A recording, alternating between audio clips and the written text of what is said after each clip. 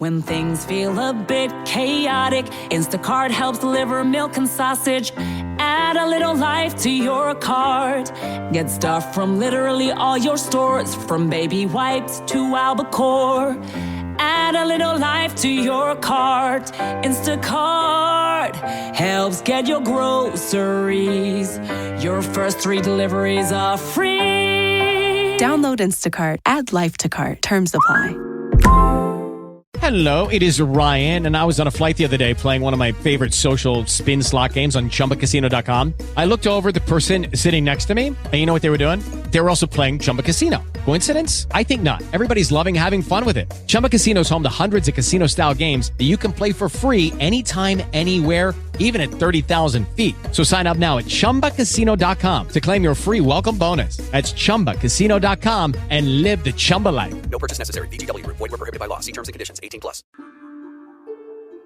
Due to some violent content, parental discretion is advised. In the year 247, in the Age of Judges, Vartan was summoned home after the death of his father. Upon his return, Vartan discovered something evil festering beneath the city of Eterno. With the help of some very unlikely allies, Vartan works to uncover the mysteries of his hometown and put an end to the nightmares that plague his people. Welcome to Ethereal Embrace. Hey, that's me, Vartan. Yeah, I'm really glad I got this bread from memory for this walk. Oh, man. Thought just crossed my mind to tell Mika being eaten by that Morrissey. It almost makes me not hungry. Well, almost. Day 1 in the streets of Eterno. You guys make your way to the Temple of the 12. Do you go in through the front door, or do you stick to your normal?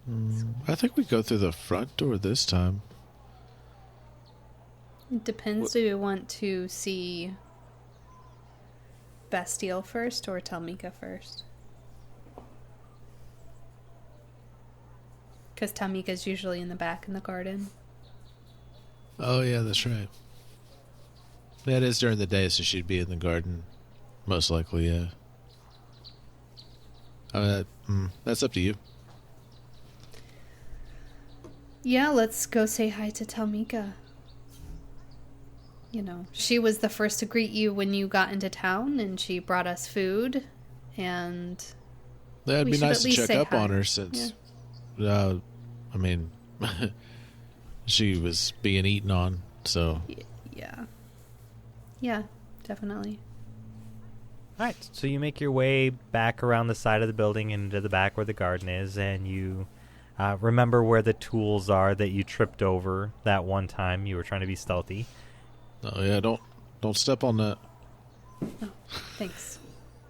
And you see Talmika in the back tending to some tulips. And she hears you come up, and she stands up from, digging on the ground, and she's like, "Oh, Vartan, it is so wonderful to see you. Come here. Let an old lady get a good look at you." Oh, yeah. I imagine you're feeling a lot better last time I saw you. She takes a couple steps toward you, but she is, she seems to be, like her face looks it's got a lot more color back to it, and she seems to be doing a lot better, but she does kind of have a bit of like an older gait to her walk now. Like she just seems a little bit older after everything that happened. Mm-hmm. But she says, "I am feeling much, much better. Thank you so much. I've been trying to get in and say thank you for days now, but Emery says you are resting. You are so wonderful to come and save me the way you did. I cannot repay you." Well, I didn't do it alone. Baya was here. Baya here was helping me too. Thank you, Baya, she says. Of course, I can't imagine what you must have gone through, and I apologize for not seeing it earlier. I can't imagine how it must have felt alone in that basement dungeon. It was horrible, but it's not your fault. You're not to blame. You did everything you could, and I thank you for that. Oh, I have something for you. An item that was left by Kiirion. I meant to give it to you back when you first arrived, but then I was taken hostage by the Morzi, you see, so I hadn't the chance to give it to you. Is that what you're here for? Oh, no, we were here to talk to Bastille. Oh, well, And Bastille. check up on me. She starts yelling at the house. Bastille, Vartan, and Baya are here to see you. And, Bastille, come out here.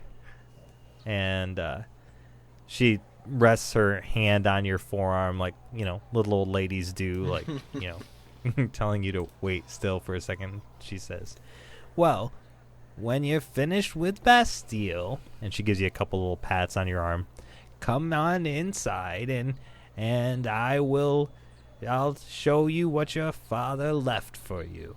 Okay? No, thank you, Telmika. And Telmiko waddles inside, shouts a couple more times at Bastille before he finally comes out of the building. Before he comes out, I'm gonna and after she walks away, I'm gonna look over to Baya and be like, I wonder if people are just shy because they don't know your name. They don't want to. Maybe. Yeah. Could be. I would think they would recognize me from when I was young, but maybe not. I've aged, so Yeah. maybe I should introduce myself to everyone, you think? Yeah, I think so. Yeah, I mean, that might make it easier for them and help get them past their shyness, because they might recognize you a little bit, but they can't put their Yeah, can't put the face name to on the it. name. Yeah. Yeah, that makes sense. And Talmika's tulips are looking great. Oh, yeah. Yeah, they are.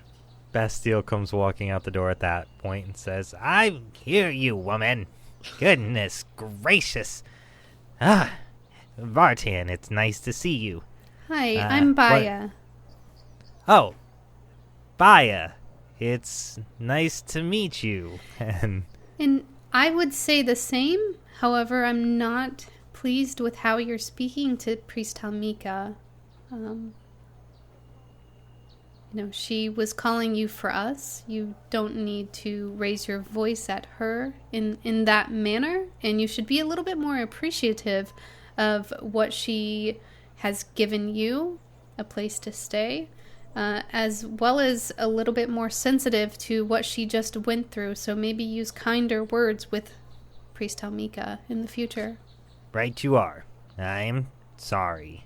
I know I'm not the most personable person, but that's no excuse. You are right. Yes, and speaking of another thing that you're sorry about, I hear that there is a piteousness of robins coming to the town. Yes, that's also my doing. What all have you heard so far?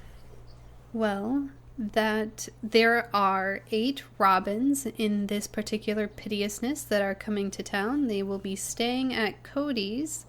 The reason they are coming is because you were writing letters to Robin Tormund about the goings-on of this city that so graciously welcomed you in.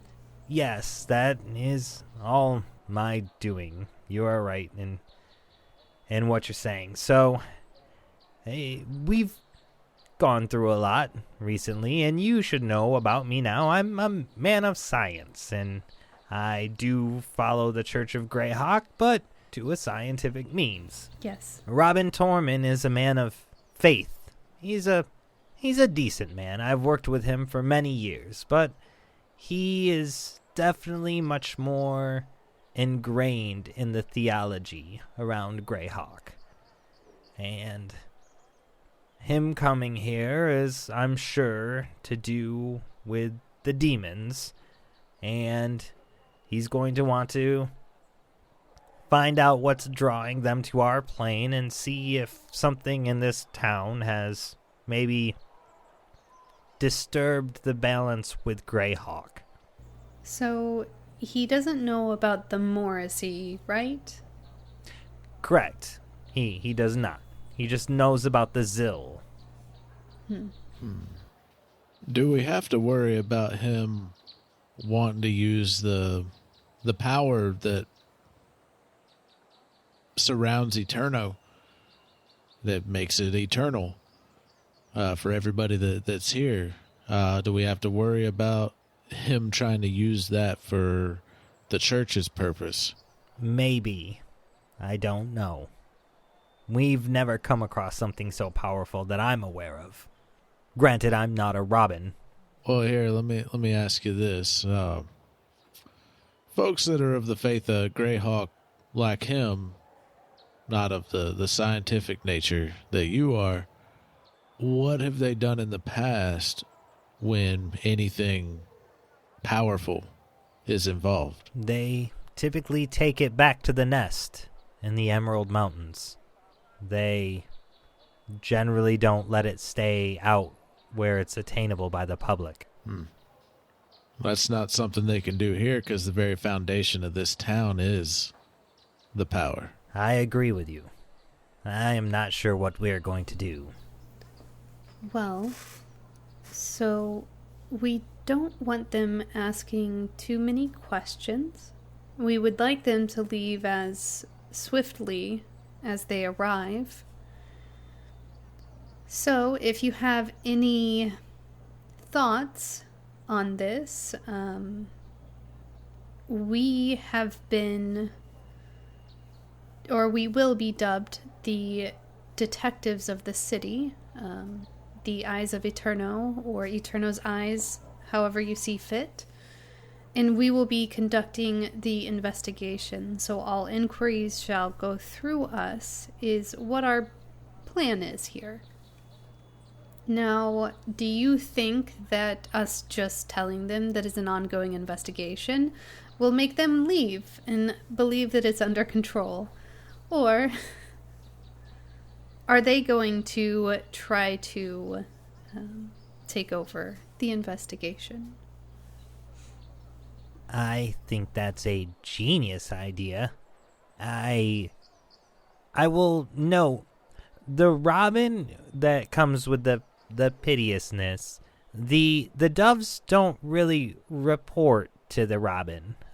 They're their own entity. They're there to protect the Robin, but he is by no means in charge of them. They are more prone to follow legal rules and jurisdiction in a city like this. So, while I would venture to believe that it would probably not deter Robin Torman from poking his nose around, it will probably keep the doves in check, at least to some degree, unless they suspect you of doing something strange. So what we really need to do with this investigation is constantly turn up dead ends to the point that Tormund will feel like we're wasting his time. And with Cody charging an arm and a leg, he's not going to want to stick around here that long. That's the plan. I do have to admit, though, the last correspondence I sent included information about the portal in the cave. Oh.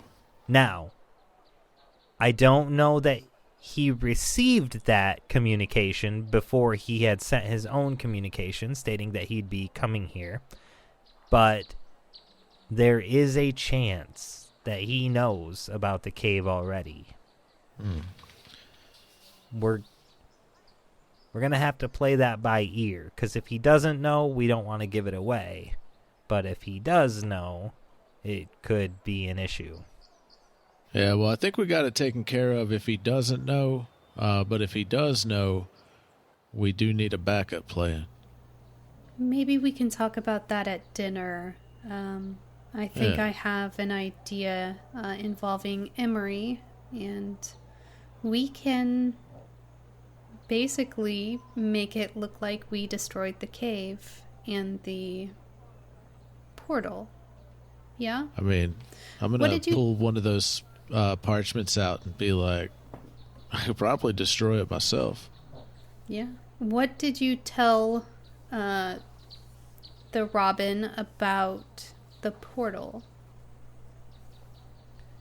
In my letter, I sent a detailed description of the runes that were on the ground below the portal. I don't know what they mean, and I had asked him to look at the archives in the nest to see if there was any old languages that we could decipher the script from. It was really sent with best intentions, I promise you. And refresh my memory, you weren't able to read those runes, right? I cannot, no. All right. Well, let's hope that correspondence hadn't reached the Robin before they took off, and go from there. If he has somehow deciphered the runes or knows about the runes, then we will make it seem as though we destroyed them.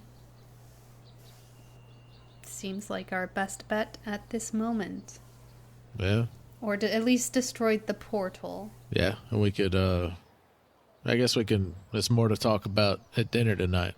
I don't know if it helps, but I have taken over Talmika's priestly duties while she recovers from the incident.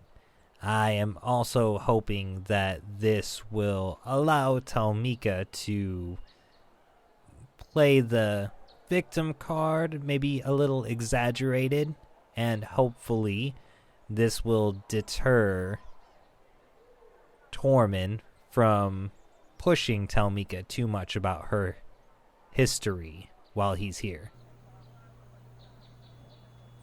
Understood. Maybe we can even invite Talmika to stay with us for a while she recovers. But yes, let's go say goodbye to Talmika. Thanks for your help, Bastille. Yeah, thank you, Bastille. You're welcome. And again, I apologize for any undue stress I've brought upon the city. I'm glad you're feeling better, though. Oh, thank you. I mean, honestly glad that somebody like you came along and is willing to work with us rather than somebody else coming across that information. Yes, let's hope it works out for the best. Now, I'm gonna go get back to my duties, and I'll let you get back to Talmika. You know your way to her office, I assume. Oh, yeah. Thank you.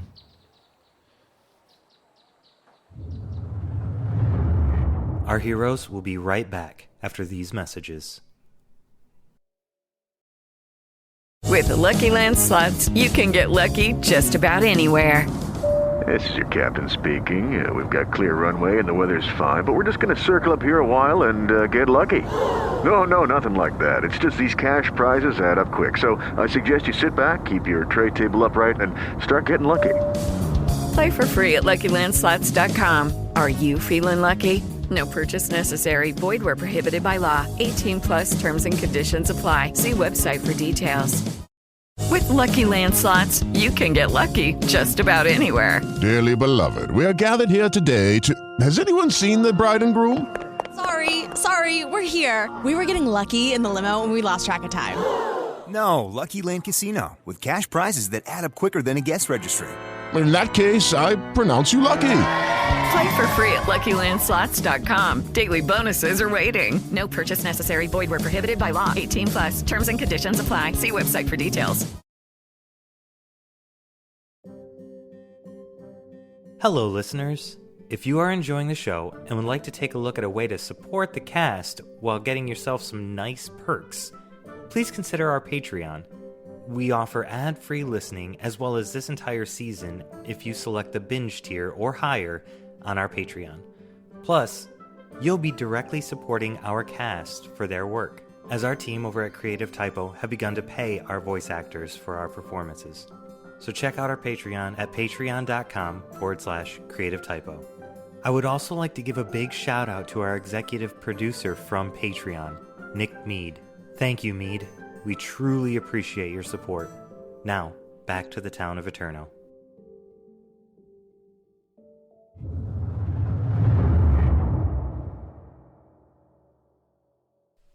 And you guys split apart, and you go into the temple through the back door.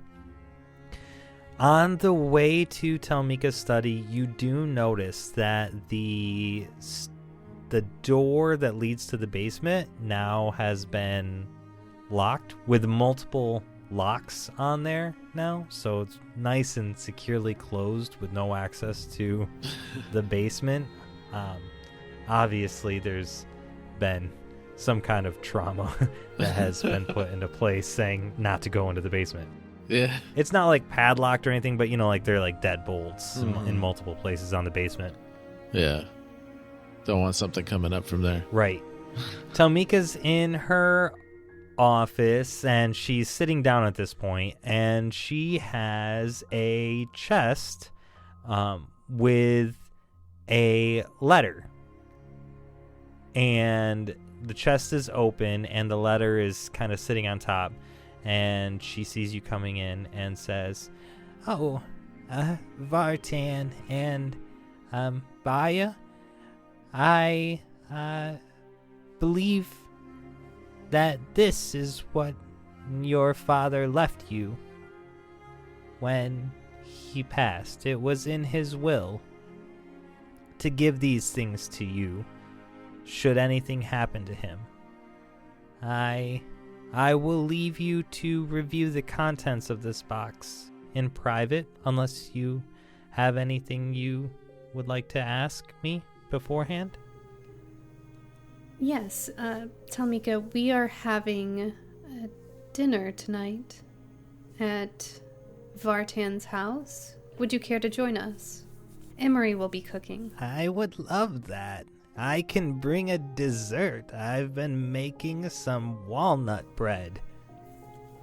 Yes, that sounds decadent. Wonderful. Well, I will get back to work on the walnut bread then while you review the contents of this box. If you need anything from me, you know where to find me.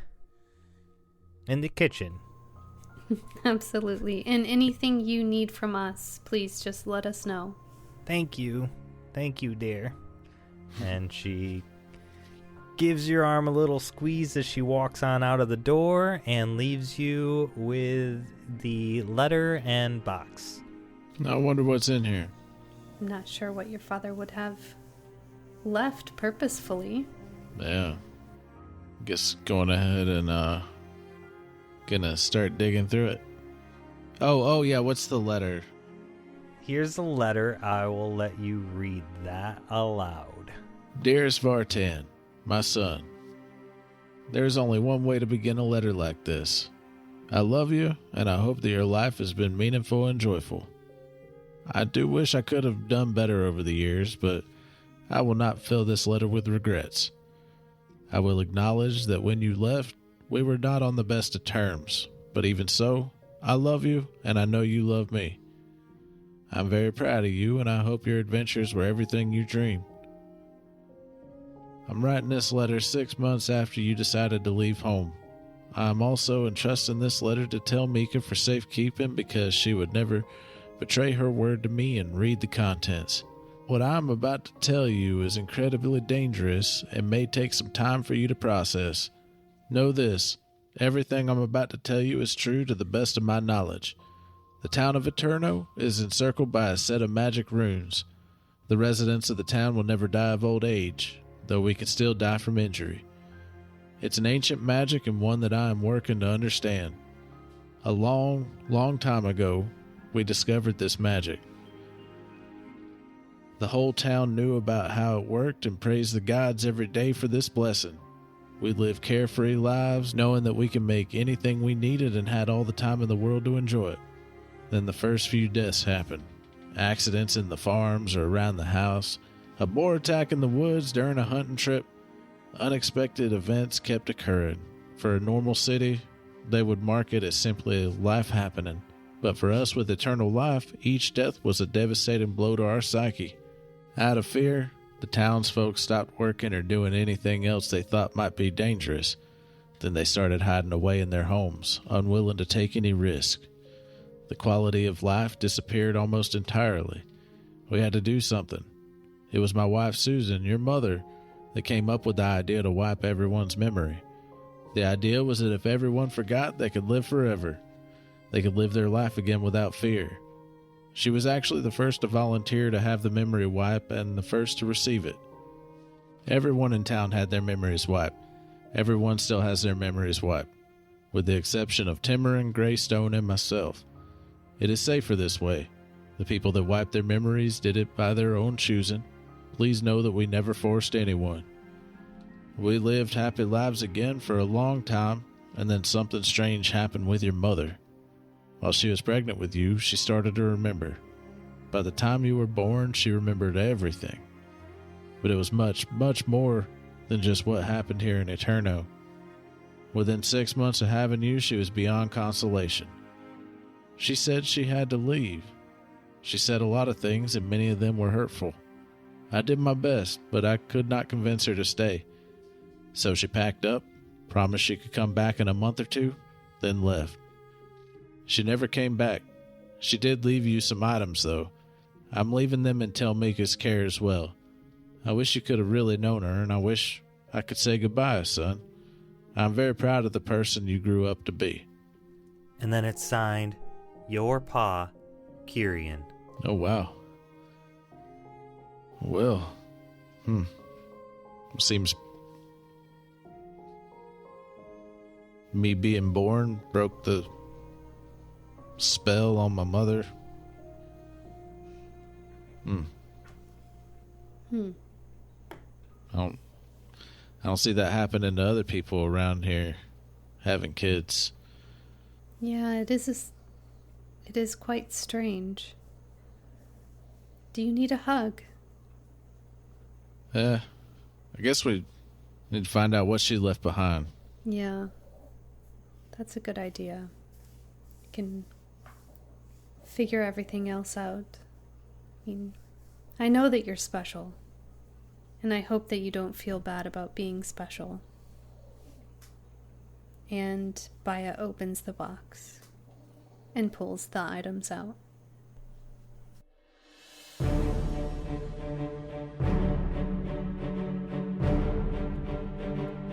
Thank you for listening to this episode of Ethereal Embrace, a creative Typo production. Vartan the Furbog Fighter is voiced and played by Adam Culbertson. Baya Rustin, the half-elf sorcerer, is voiced and played by Tisha. Priest Telmika was voiced and played by my dog Puddles. Didn't she do a great job? And I am Nico, your GM. Please remember to drop us a 5-star rating and review on your favorite podcatcher. Music provided in part by Midnight Syndicate, makers of the original Dungeons & Dragons soundtrack. If you would like to support our show or any of our other shows, you can join our family of patrons at patreon.com/creative typo. Remember, be safe, we love you all, and stay foolish.